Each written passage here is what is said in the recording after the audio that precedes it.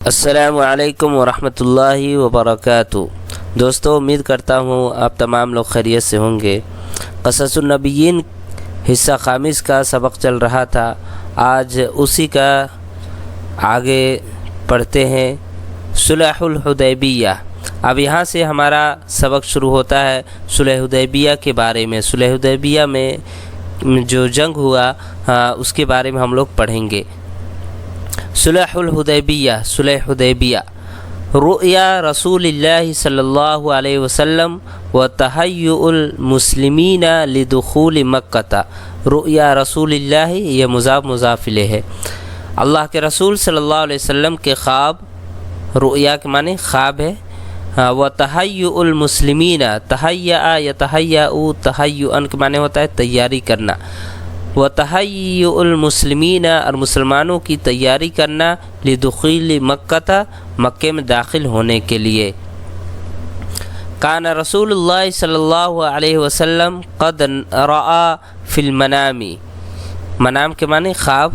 اللہ کے رسول صلی اللہ علیہ وسلم نے دیکھا، فی المنام خواب میں، قد رأى فی المنام خواب میں آپ نے دیکھا، کیا دیکھا؟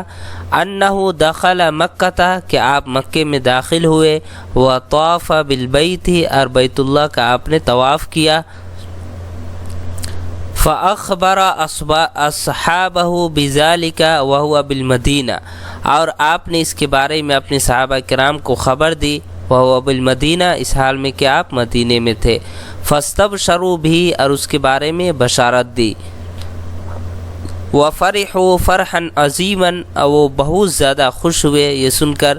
وقد طال عہدہم بمکہ، اس لیے کہ ان لوگوں کا یعنی مکے میں مکہ گیا ہوا ایک طویل عرصہ گزر چکا تھا، والکعبۃ، اور بیت اللہ کا طواف کیے ہوا ایک طویل عرصہ گزر چکا تھا۔ وساقت نفوسہم الی الطواف حولہا، اور طواف کے لیے یعنی بیت اللہ کے طواف کے لیے ان کے دل، ان کے نفوس بالکل بے چین بے قرار تھے۔ وکان المہاجرون اشدہم حنینا الی مکہ، اور مہاجرین جو ہے مکے کی طرف جانے کے لیے بالکل مشتاق تھے، یعنی مکے کے بہت زیادہ مشتاق اور شوقین تھے۔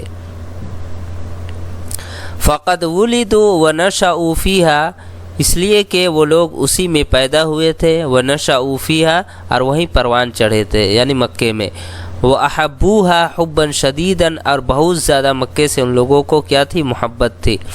وقد حیل بینہم وبینہا، لیکن ان کے درمیان اور یعنی مکے کے درمیان جو ہے دشمن حائل ہو گئے تھے۔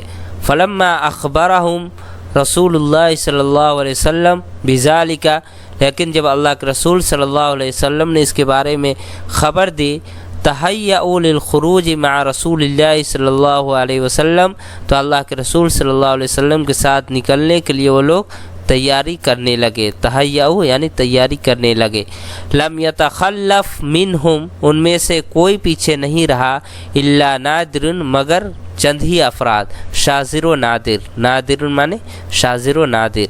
لم یتخلف منہم الا نادر، ان میں سے صرف اور صرف شاذر و نادر ہی لوگ پیچھے رہ گئے تھے۔